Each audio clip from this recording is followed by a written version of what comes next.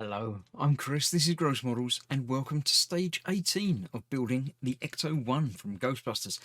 It's getting big, and we're going to make it even bigger and heavier with another big, chunky metal plate that's going to be assembled very shortly. This is the first of the chassis parts that we're assembling today.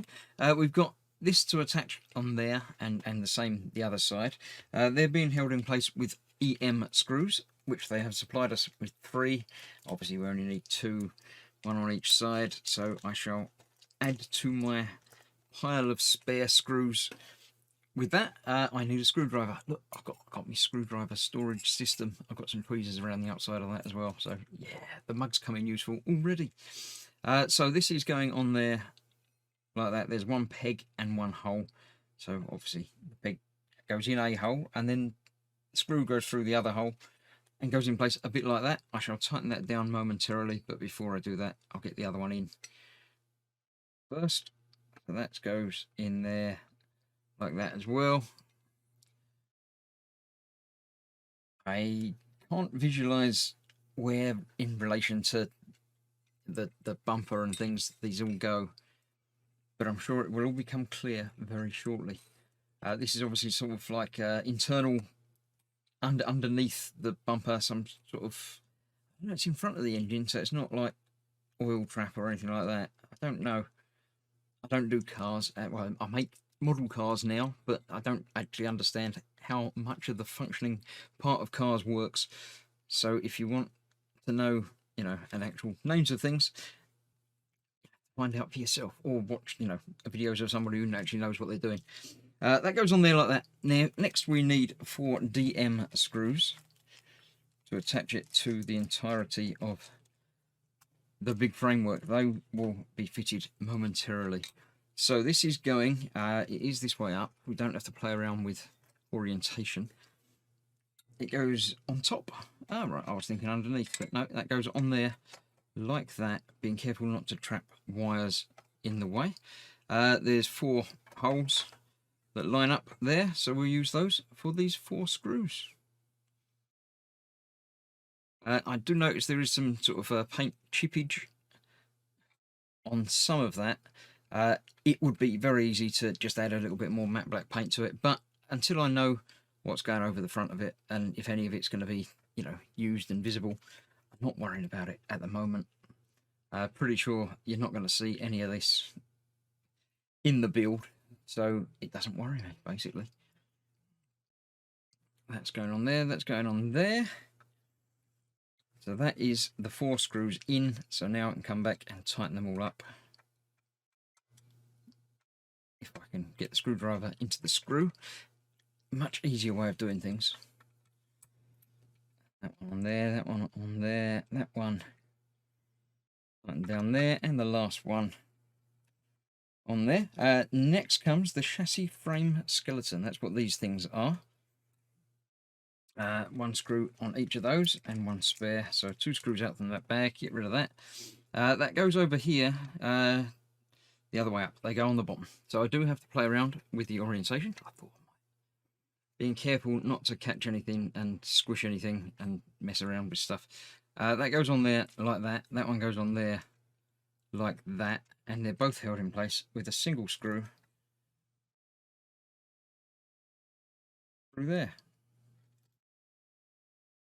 So that's easy on that. Get that tightened down while I'm here, not moving. Do the same on the other side.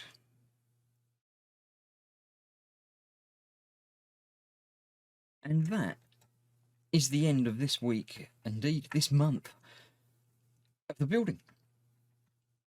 There we go, happy with that. A screwdriver in the storage system. It's added to the weight substantially. So yeah, that's now on there like that. That's that. Right. Next, we'll have a look at the magazine. So I'll clear the decks, I'll get this out of the way, I'll get the magazine back in place and get everything squared away. I shall see you in a moment to have a look at what they're showing us this month.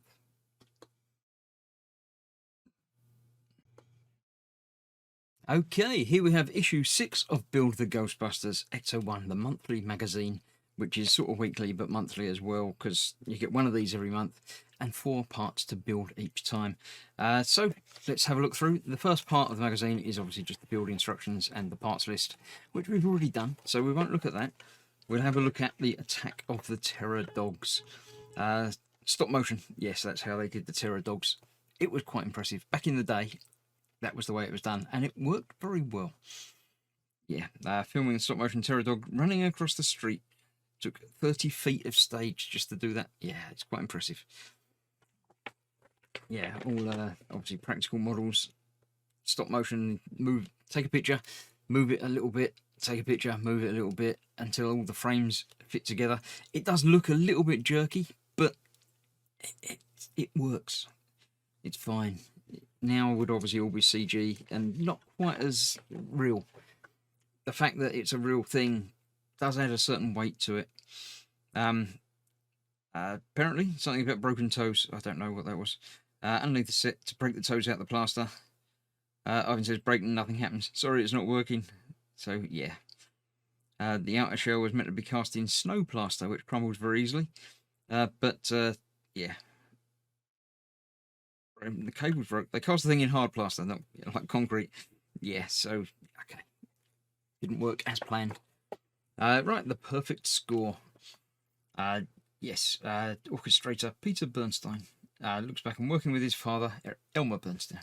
One of the greatest scores of the 1980s. It is very, very memorable. I've got the soundtrack, and yeah, all of the songs just fit.